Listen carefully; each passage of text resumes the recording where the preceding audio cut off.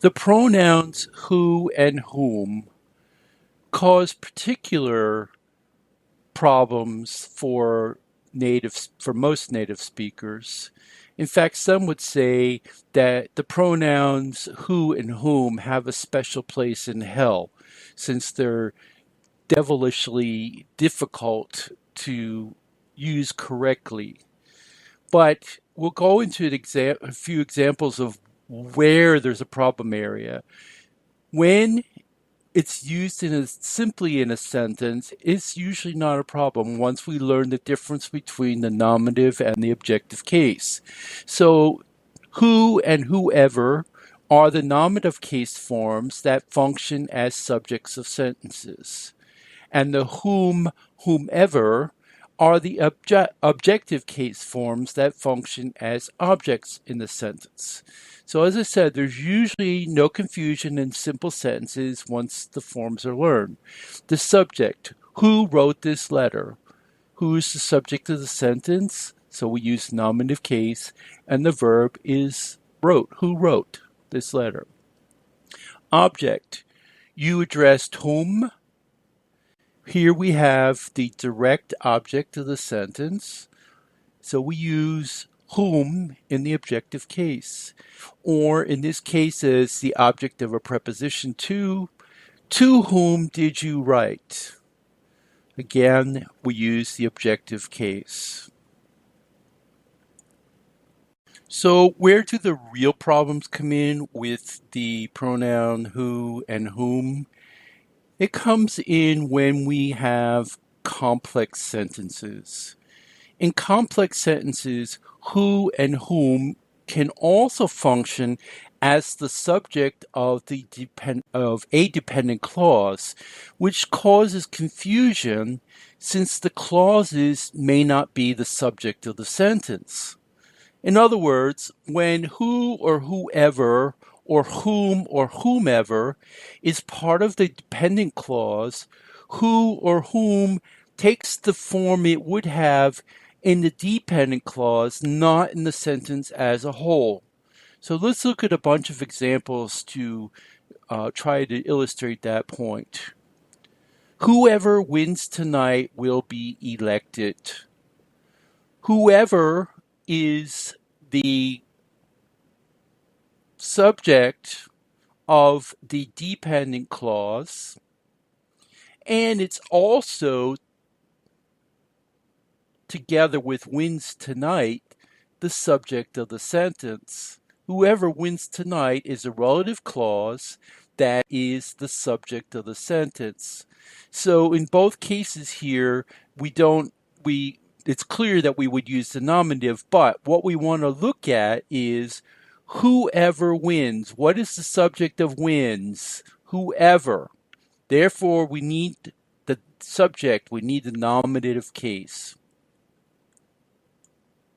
All right, now let's look at an example that I think illustrates where the confusion comes in. The system rewards whoever works hard. Why are we using whoever here? Whoever is the subject of the dependent clause, the subject of the relative clause, whoever works hard. So since it's the subject, it has to be in the nominative case. Simple. Except that the clause itself is actually the object of the sentence. So the system rewards whoever works hard. Now, why does that cause confusion? Because people look at that relative clause and they say, oh, it's the object of the sentence, therefore I should use the objective case of who. And that's further confused by the fact that if I were to substitute a pronoun for the whoever works hard, for example, if I said the system rewards him, it's clear that him is in the objective case because it's the object of the verb rewards. So again, people are thinking I have to say the system rewards whomever works hard because it's the object, right? Wrong. The who is the case of the who is determined by its function in the relative clause. not its function in the entire sentence. So we have to identify the relative clause. We have to figure out, is it the object, or is the who the object or the subject of the relative clause? If it's the subject, we say whoever, as in this particular sentence. Let's look at an example with whomever. Whomever the party nominates will be elected.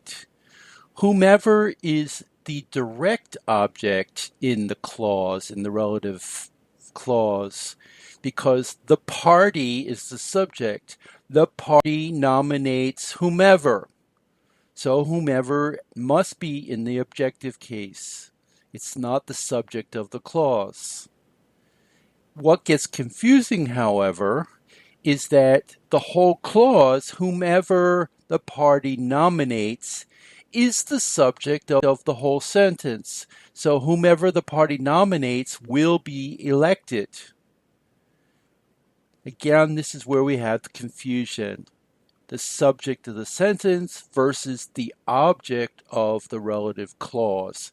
It's the function in the relative clause that determines whether we use the subjective or the objective case, not its function in the entire sentence.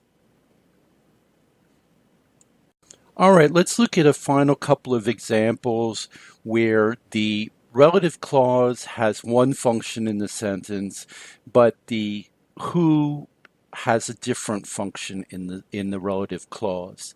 So, for example, he worked with whoever needed him the most. In this particular case, whoever is the subject of the relative clause. Whoever is the subject of the verb needed. So we use the nominative case. But the whole clause is the object of the preposition with. So the clause, one would think, should be in the objective case, but it's not. Well, the whole clause is in the objective case, but the who remains in this nominative case because it is the subject of the relative clause. Again, the confusion might come from if we were to substitute a pronoun for the clause, we would use the objective case. He worked with them. Them is equal to whoever needed him. Another example, give whoever eats the most an antacid tablet.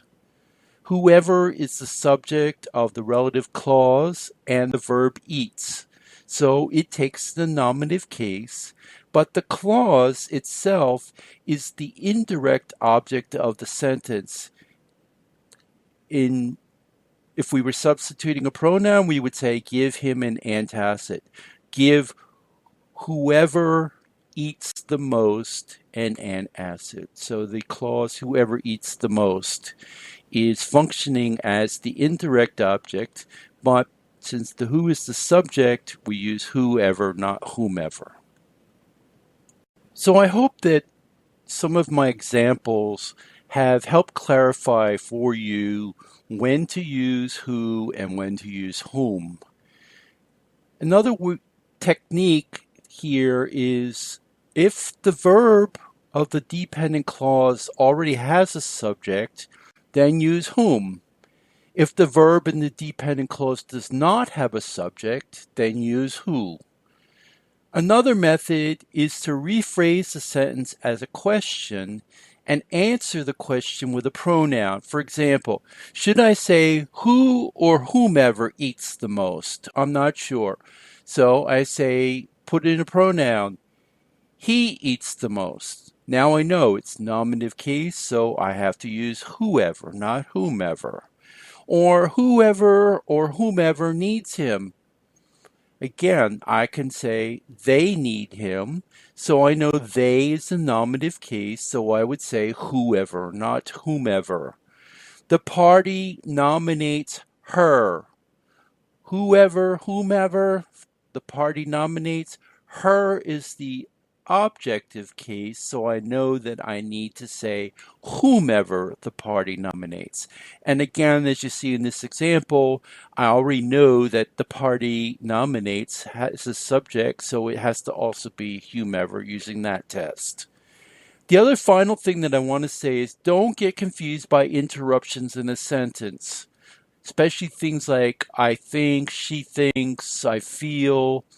Those have nothing to do with the relative clause, so don't let them distract you. He is the boy who she thinks is really cute. Now you might say, she thinks whom? No. Take those extra words out and look at the actual relative clause. Who is really cute? Who is functioning as the subject, so it has to be who, not whom. The text she thinks is not relative to the sentence at all. So keep that in mind when you're analyzing sentences and trying to figure out what the relative clause is and whether the who belongs as the subject or the object.